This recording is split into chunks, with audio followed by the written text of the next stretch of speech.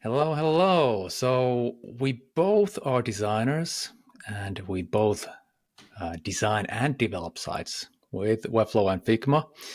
And I'm wondering if you feel that that is a good combination. And do you ever feel like you would like to do just one or the other?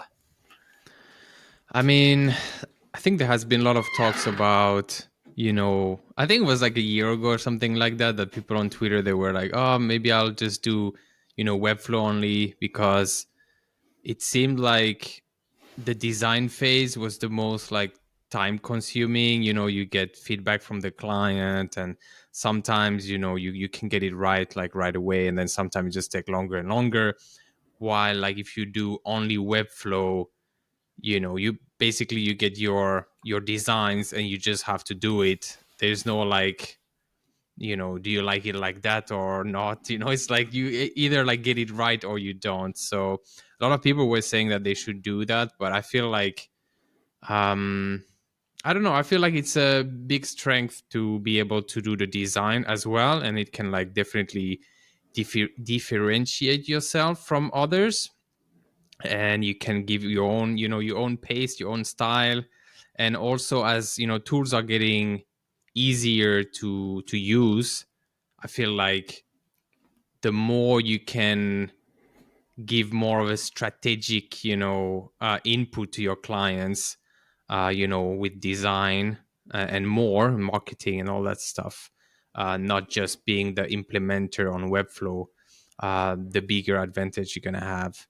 And I remember another point also, that I was asking at some point, like, if I quote for a Webflow development project, or if I quote for a design project, for the same amount of work, let's say, like, which one should be, more expensive? Like, is it development that's more expensive, or is design more expensive?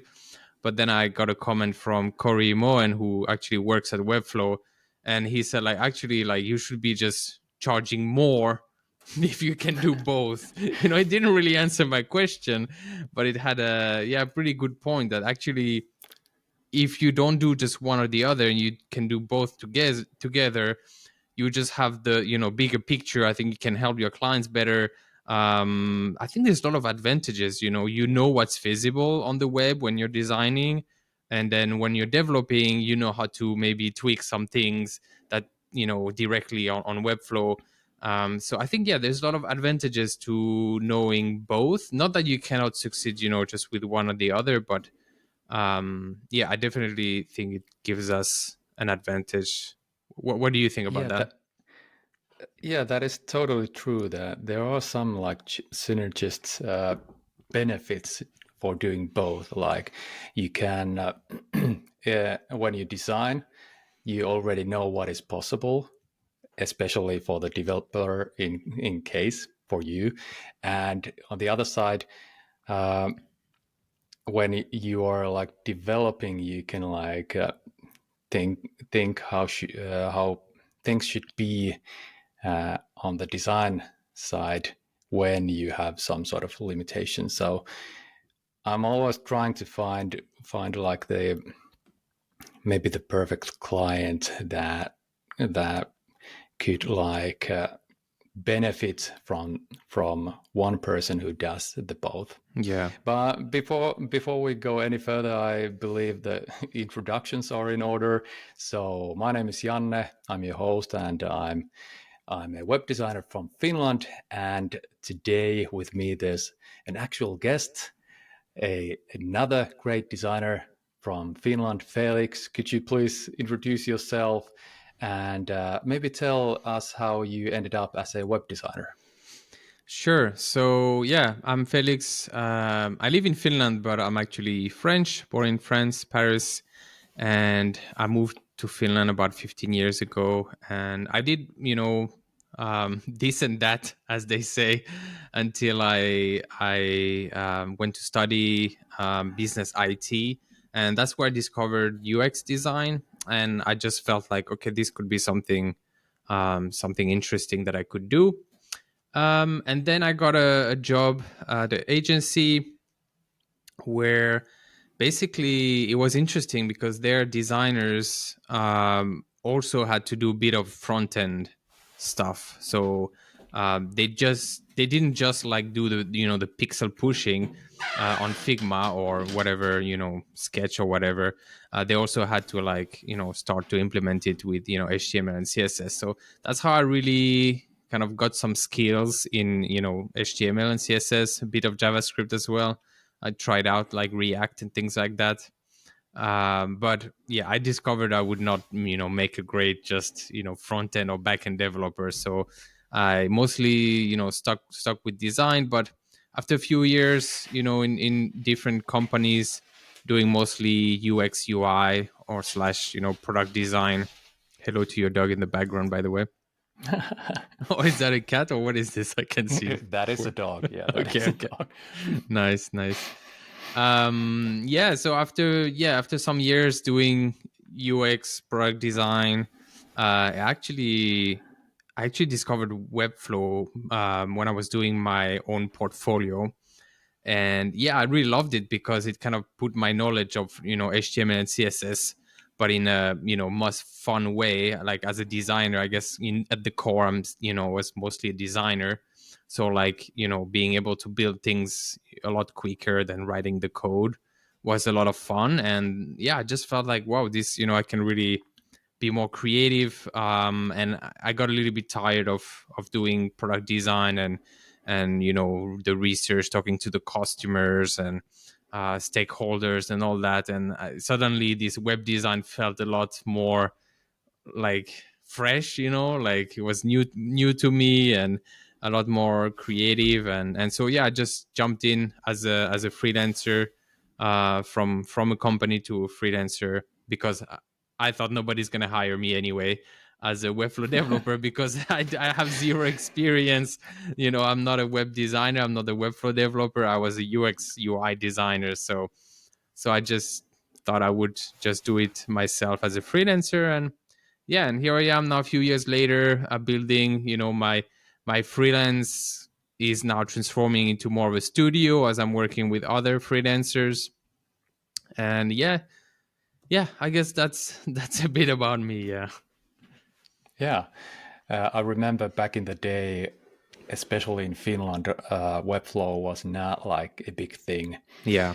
And I got to be one of the first Finnish Webflow persons, and that really helped me. Hmm. And I'm a bit curious, how was your jump from the agency life to a freelancer? Was there a specific moment or trigger that you thought that this is the moment to build my own thing, or start building that? Well, first of all, I do remember seeing you on the on the experts page. I guess that's how we know each other. I noticed you there, and then at that time, I guess I wanted to be there. And yeah, then took about half a year, and then I applied and got my expert application approved as well. But yeah, to answer your question, like I think it was more.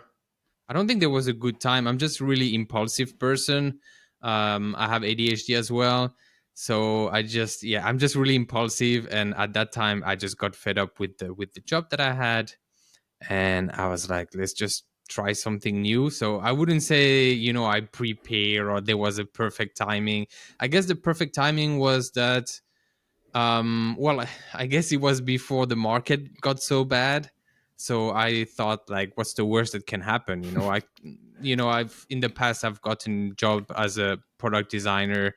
I wasn't like, yeah, I've never been like laid off as a product designer. I never had like so much trouble finding a job. So I thought the worst that can happen is that I just give up on this weird, web design dream of mine and just go back to being a product Yeah. designer. So I just made sure I had some savings so I could actually see, for a few months if this could work.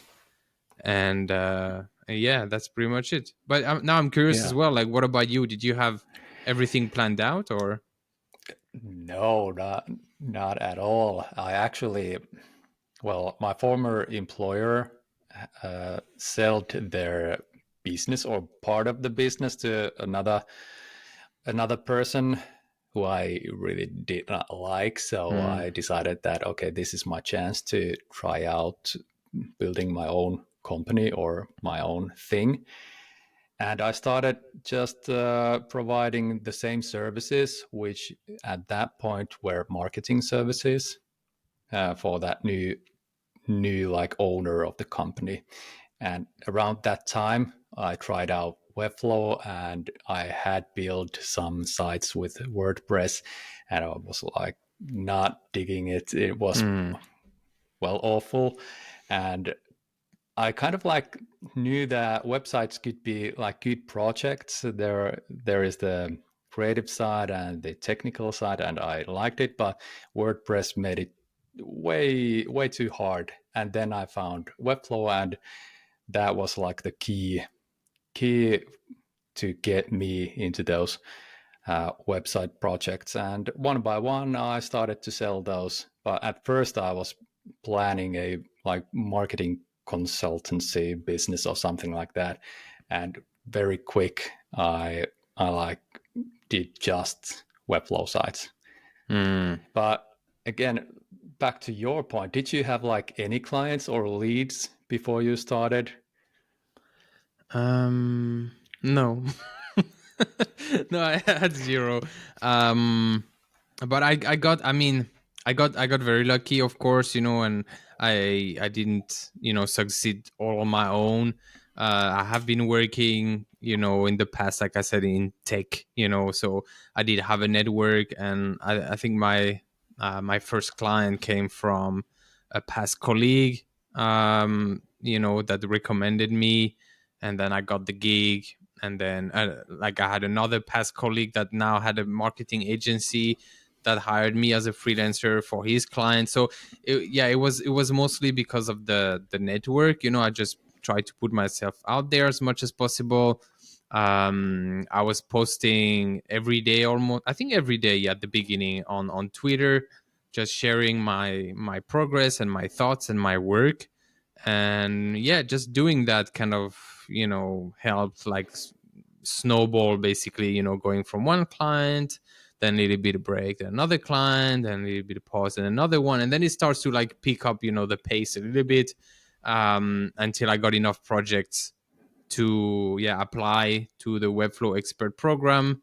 And once I had a lot more experience, and projects to showcase on my portfolio, things started to pick up. And and now it's been like more than 3 years, and it's been going well. Yeah. That is so awesome because uh, social media has like never been a big part of my like sales process or anything like that. I have got my clients from search results, so like from Google. As I said, Webflow helped with that, and I got to a quite good positions in Google with Webflow related search terms, so that I got my first like random, well, not random, not like friend clients Yeah, yeah, yeah. from there quite quickly. But this just shows us that there are multiple ways. Exactly. That's super interesting because, like, if you look, we are like kind of opposites in that way, because I started like building my website, starting to add pages and blog and stuff. I was starting to think about SEO, but then I was like, all these efforts, like, it's actually not where I'm getting my clients. So I think I thought it's better to kind of double down on what's working rather than trying, something completely new, where like I wasn't getting any client from SEO, like from ranking on Google. I wasn't really ranking on Google. So compared to you, where it kind of worked that way for you, and so then you can kind of double down for that. And for me, I'm more doubling down on like referrals and like just social media and things like that. And so it just shows that there's multiple ways, multiple paths, and sometimes you don't really pick. It's the same with the niche. everybody say you need to pick your niche and things like that, which I agree. I mean, for me, it helped me to have some kind of niche, but sometimes it's just like it just happens, maybe you get a first big client that's in that industry, and then because of that you get another client from the same industry, and then you can be like, okay, actually that could be my niche. And yeah, okay, so sorry, just had a small technical issue, but basically what I was getting at is that we could have now like a third guest, and they could be having all their clients coming from Upwork, or like that's how they started from Upwork, and then get the ball rolling. Maybe they got out of Upwork or whatever, but yeah, I guess the point is like there's many different paths to freelance. There's many different ways to freelance as well. You could be having one really big client, and that's it, or you could have many small clients. You could, yeah, like there's just, yeah, it's endless. It's up to you, and a little bit of, I guess, luck slash random things happening. And yeah. Yeah, and I believe that you had some experience with Twitter because Twitter is not a big thing in Finland, for Yeah. example. And I had some experience with SEO, so I have had been doing that for a while, so I know the things I should do. And of course, you should probably expect that you're not gonna get like fresh, beautiful leads after a week of doing Yeah. anything. So you kind of have to like put your effort into it, and then you might expect some sort of results. Yeah, definitely. But I'm interested of what are you like trying out doing nowadays, sales wise or in any other way? Yeah. Yeah, actually these days, I mean, I'm thinking a lot. That's what I'm doing. I'm just thinking a lot about where I want the business to go. Like I said, I transitioned from being a freelancer to a studio. I'm still, the only employee of my studio, but I started collaborating more and more with other freelancers that are, a bit more, I guess, like I'm more of a generalist, and I'm hiring more specialists, I guess. So somebody that, like we talked about earlier, that might just do the design, or just do illustrations, or just do development, or just do, custom code. Um, I don't like actually the term custom code, because it doesn't mean anything. But I guess I mean like hand coding, like Yeah, actually yeah. writing code. Yeah, so I'm just yeah, now I had this little bit of a break where I was like traveling in Asia, and I think it was good to step back a little bit and now look like, what do I want to do I want to kind of optimize this business? Do I want to scale back and go back to, just be a solo freelancer and doing, just focusing on the work and not on the business? Or do I want to maybe grow into an agency? And yeah, now right now I'm more thinking about the optimizing. I think I'm like, this is a sweet spot for me, where like it's still just me. I can, I have the freedom. I can make decisions. I can, yeah, decide what client to work with or not. Which freelancer to work with. But I think, coming from being an employee most of my life, and then freelancer, just working with clients telling me what to do, it takes a bit of time to really think about it as a business owner, and like how to think about finances, and yeah, like sales, and revenue forecasting, and like all that stuff that as a freelancer you just don't think that much about. You just think about pleasing your clients, basically, like doing a good job. So now I'm forcing myself to take some time every day to work on the business, as they say. Oh Work yeah. on the business, not in the business. It's a bit of a cliche thing to do, but or to say, but I mean, it is true. When you're just busy with client work, then I tend to do that myself, that just like working, working, working, and then I'm like, oh, I forgot to do any marketing or anything, for a couple of months now, and then losing a bit of clients or leads. So then I'm suddenly like doing a lot of marketing, and yeah, so I'm trying to mitigate that and be more organized, like reorganizing my processes and my business. And yeah, let's see how that goes.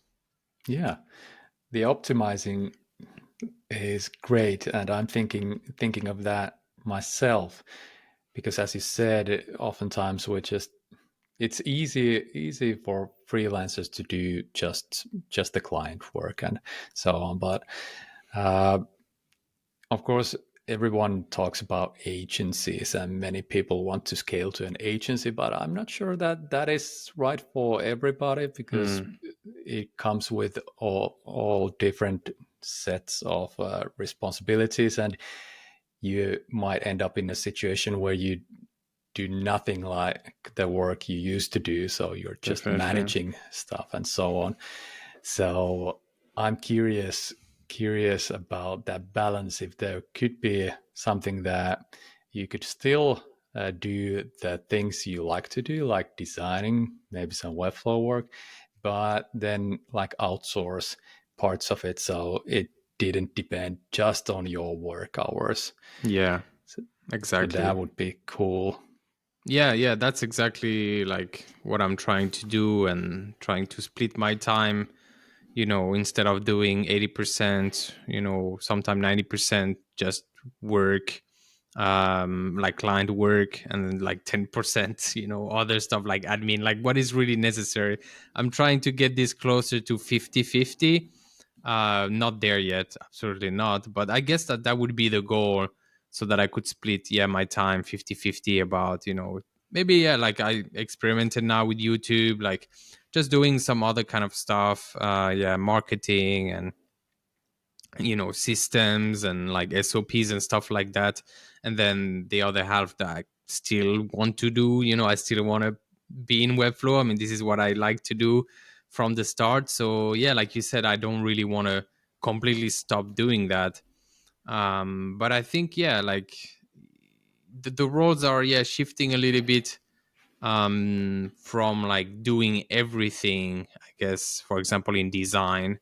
I'm more like art director now than like pushing all the pixels. And that's been interesting as well. So let's see where that goes. I mean, for me, I'm not sure. And also with AI coming, who knows what kind Oh of yeah, job we're gonna have in the next few years. So yeah, like how do you see yourself like in a few years? that is the golden question. Yeah. I haven't thought about like the few years. I have thought like what is my job going to look like when I'm gonna retire. So Hmm. in 30 years, I'm probably not gonna make websites, or maybe I am. It would be nice if I would still be a Webflow person, but it's a risky way of thinking that things are not going to change. Yeah. So I'm in a similar mindset that I kind of want to optimize my current business and maybe outsource parts of it, maybe like introduce some other parts like this content creation stuff, teaching. I have been teaching Webflow in Helsinki, and that's been quite fresh and good like thing to try out. And maybe I actually could say that I like teaching, but Hmm. then again, to teach you have to have some relevant knowledge to teach. So that is one thing. But I'm like thinking that freelancers do not have like a clear career. Uh, what's the fancy term? Career. Path or trajectory. Yeah, Yeah. Pat. Yeah. Yeah, that's the one. And well, in coding or development, you have like the mid and senior roles, Hmm. and maybe some Staff other and yeah. yeah leadership roles. But if you're just a freelancer, there's not a clear path. But that doesn't mean that we could not create one. Of course, people do all sorts of things that maybe we could even be like senior web designers. And even though we do not have like employees, we could coach people who need coaching on that department. Yeah, any thoughts about that? Yeah, I mean, I think for sure there will be some, new jobs that's why it's hard to imagine, what it's gonna be like, how it's gonna be, because I think those jobs don't exist yet. So things are, yeah, I think things are moving fast, but for now, I think this AI thing has been interesting because it has made it, I think, easier to make like those simple, like simple website, like landing pages and things like that. But then on the other hand, Webflow has became more complex if you think about it, to build like a big scalable website from scratch. Yeah, you need to think about many things, and clients are still breaking everything if they don't know what they're doing.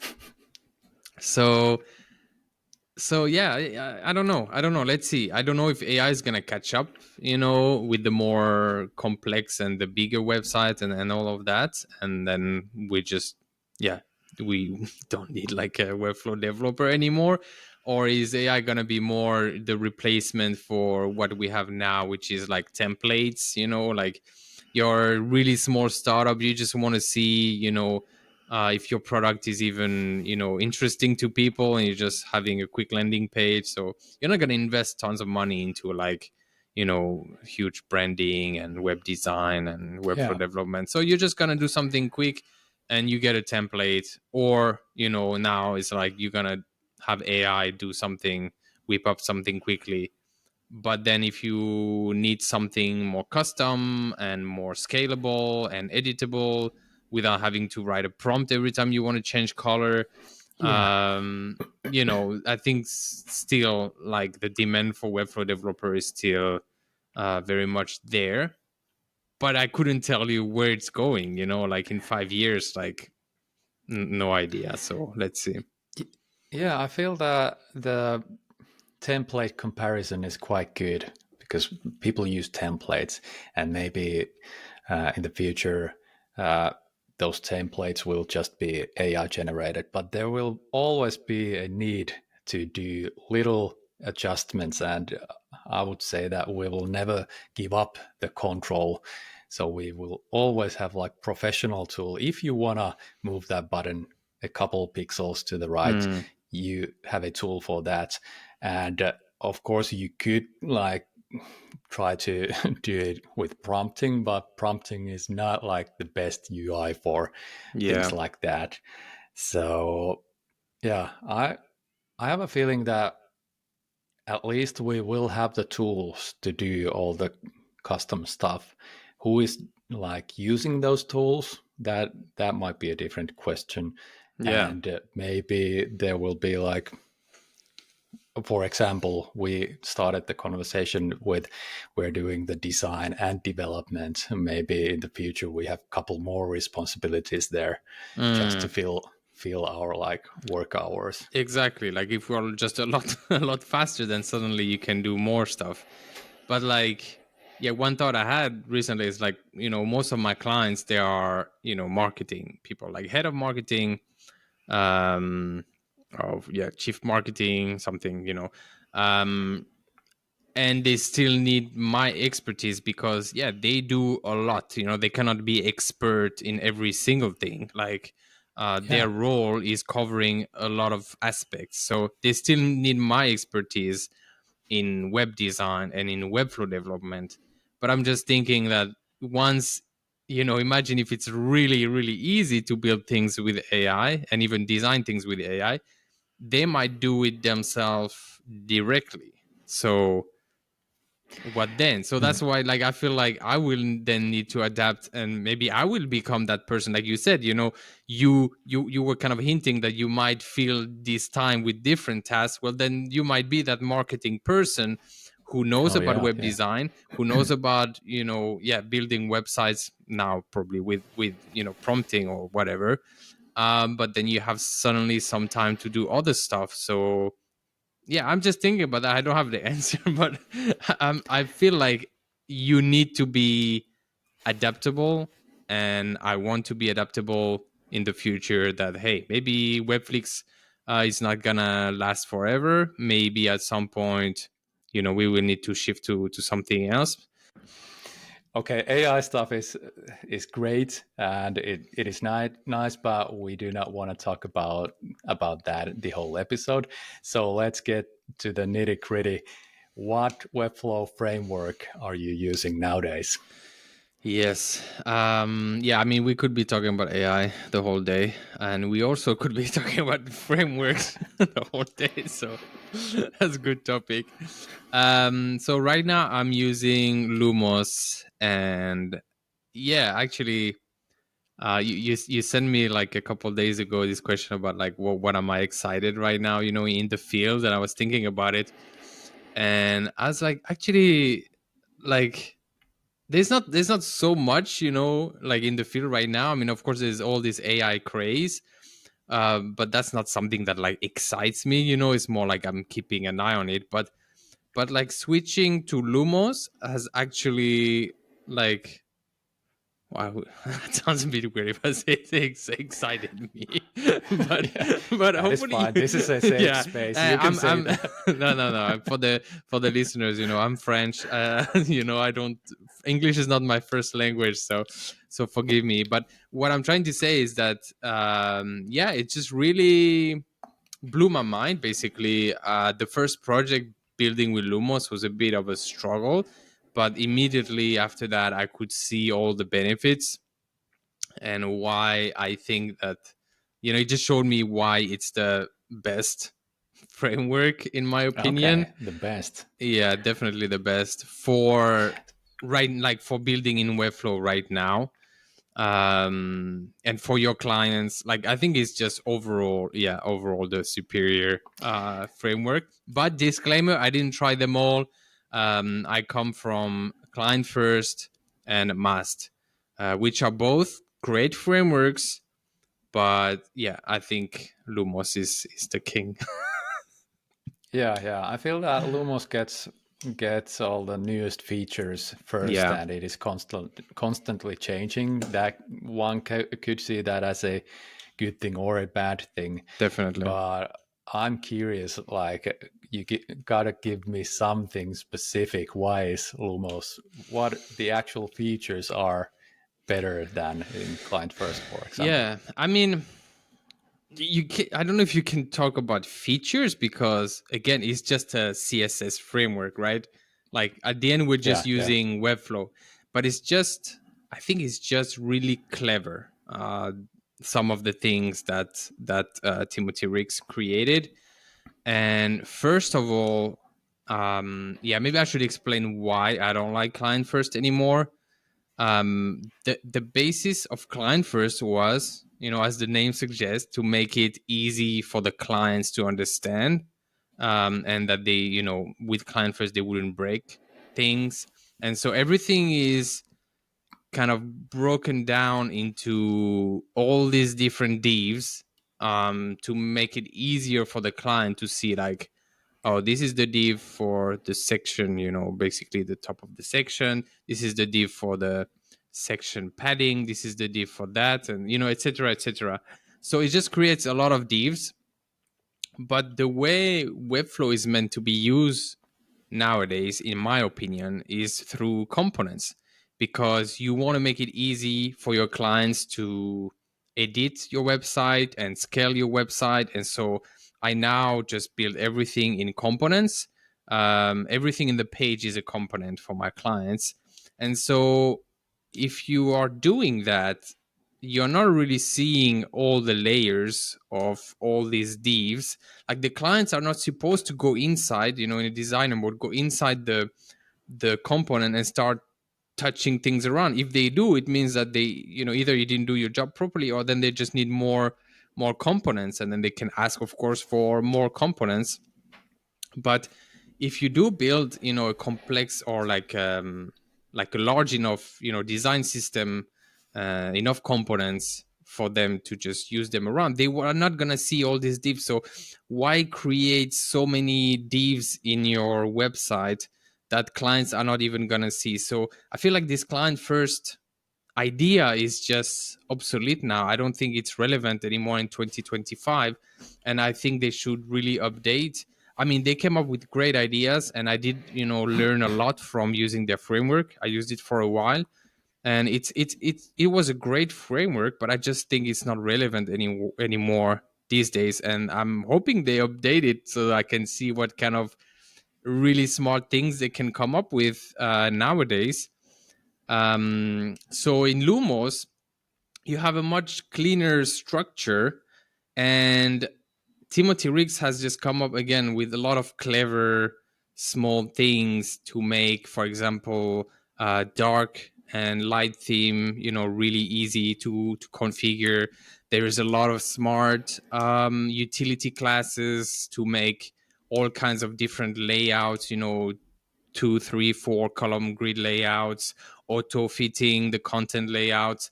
Like, I mean, I could go on and on and on. Like, you have to look at the documentation, and there's a lot, and that's why it's maybe a little bit more advanced, because there's a lot to first like understand.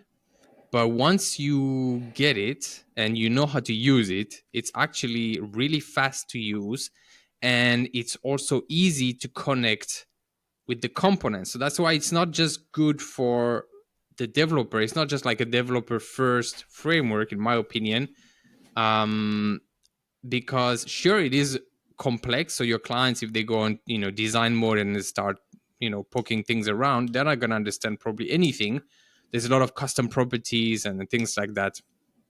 But it's easy to hook with your components, like your properties and things like that. And so once that's done, like, I don't care if my clients can't really understand what this class, means and things like that. So yeah, that's kind of like the overall the big picture of why I'm such a big Lumos fan. But do you have any more like specific question about the framework, and what are you using, by the way? Yeah, well, I should really try out Lumos. It's been tempting, or I have been tempted to try it out, but yeah, I gotta say I just finished the client first certification. It Hmm. just came out last week, I believe. And yeah, I did that. I'm with you. It should be updated, Yeah. but I believe there's this board of directors or something like that, True. and the update cycle is way slower than in other frameworks. Hmm. But again, I'm with you on those component-based structures. So in almost all cases, the client should not go through the divs and the structures. They should just use the components. In a way, that's a quite new thing. Yeah. And yeah, in my projects, I have done like 80% of the work, so that clients do not need to use anything other than components. So that takes a bit more time, but that is like the goal for my projects too. And I feel that that should be a goal for every project, that we could have those components. And yeah, one big thing, an anchor, if you will, that keeps me on the client first side is of course Reloom. My Hmm. process is quite heavy on Reloom, which of course creates sitemaps and wireframes, and nowadays even starts to create styles for you. Hmm. And I actually made a quick stream about testing that style guide importer, and it worked quite fine, even though it's in beta. So Yeah. that is an interesting tool, and that uses client first. Yeah. So Yeah. again, I Yeah, I mean, Go on. just a message for Adam if he's watching from Relum. Like, I'm a big fan of Relum, and like I love the guys behind it. They're really really fantastic, and yeah, super nice guys. I do use Relum myself, but yeah, I have stopped using the Webflow components because because it's just, I feel like it's just not, again, up to date. It's linked with client first, and yeah, it's just not how I build anymore. And I feel like I'm faster just building with the components. That maybe it takes more time at the beginning, building these components, and I'm using the slots as well. So I have a few layouts. I can put the layouts in the slot, and already I have what I need. So after a while, at the beginning it takes maybe more time than building with Breloom, but after a while I have all my, like all my components, all my layouts, and yeah, I think I'm just faster um than just kind of like going there. If I were to import them, like renaming the section, cleaning up the utility classes and things like that. So um what was my But I point? believe Yeah, that my point. Sorry, Timothy. sorry, sorry. Just Yeah, go my on. point was just a message to the Realm guys. Is like, if they could somehow make their component like framework agnostic, that would be amazing. Yeah, Yeah, they already have quite a few variables because they support like two style guides and yeah, two spacing strategies and so on. But I believe that Timothy Ricks made some sort of like converter tool for yeah. Reloom Yeah, I've tested components. that. Yeah. It works. It works decently well. But like I said, at the end of the, or like in the middle of my process, I already have my components and my slots and things. So anyway, yeah, I don't know if I would be using those that much anymore. And also it does keep some of the things that I don't like about Reloom, which is like some fixed max width and like things like that, that you'd rather use what your framework has set up. If you have like a small container, for example, you want to use that for everything. You don't want to have like a custom class everything every time. So I think there's still a few things that makes it not the best to kind of transfer the Reloom component to Lumos, but it does. Yeah, if I had to build a site really quickly, I might just do that. But these days, I focus more on making my sites, scalable. So yeah, I kind of break down not just like sections, but like inner sections as well. And so once I have those components, I don't need to kind of copy a whole Yeah, yeah, section again. So yeah. that sounds clever. And I'm kind of bumping into this framework question when I'm teaching. Usually, the people I'm teaching Webflow to, they are complete beginners, and I'm wondering if I should even like introduce them to any of the any of the frameworks. Last round, I just had a very simple structure like uh, section, container, content wrapper, or something like that, or layout wrapper, and that kind of went well. I feel that there is a benefits of actually Mm, creating a simple structure themselves.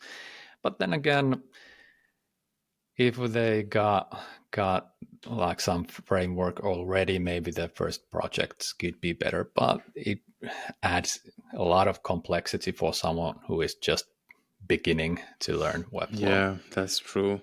I think that's complex because it depends how many courses you have with them, also like how many hours you have with them. Because if I had only like an hour or something, maybe it would actually be more beneficial that they already have some of the stuff ready, so they can kind of see the power of Webflow, rather than like starting from scratch and be like, okay, let's set up the font and let's set up the, like, that's the boring part Yeah, of the yeah, project. Let's set up the variables, let's set up the your page main and like all that stuff.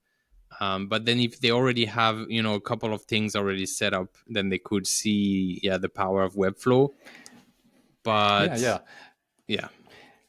And I have actually multiple days with a one group, and I have a starter template, very simple one. And there Mm, are some like things that are already set up, but even then, like just the work I have to go through that when I would explain like everything in a framework, every like specific detail in a framework, that is quite hard. And I should also explain them why the framework does like yeah. that one. And if it's a big framework, there are a lot of details. So, and Yeah. those details can like change the logic, how like Webflow in general works or code in general works. Mm, They have some sort of uh, differences there. So, yeah, I will probably think think of this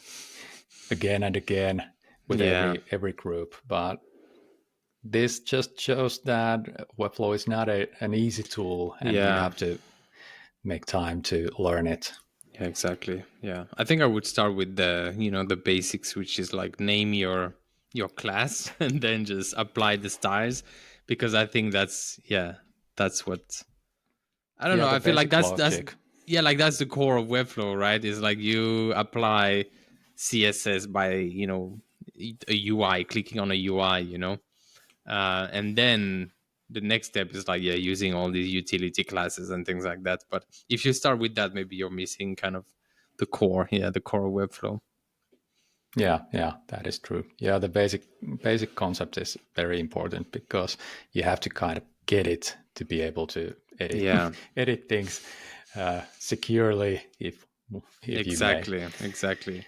I mean, my first website, like my first portfolio, was just, you know, like div 387, Oh yeah, because I was just like, oh, okay, this is like, this is like Figma or like what? I just click things, click the styling, and then I was like, oh, okay, no, it's okay. This little thing there is okay. It's just a class like HTML and CSS, and then I started, understanding, and then then I discovered client first.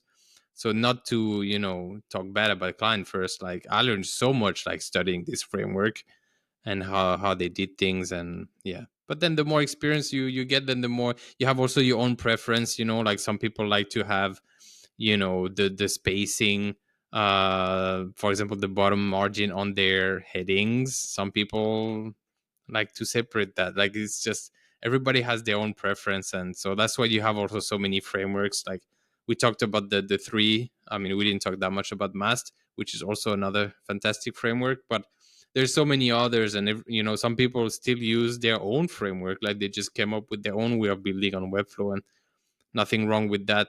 The only issue is if somebody else comes on your project and they have no idea what what you did. But okay. This has been fun, but as they say, we gotta land the plane. We have some actual work to be done, and so on.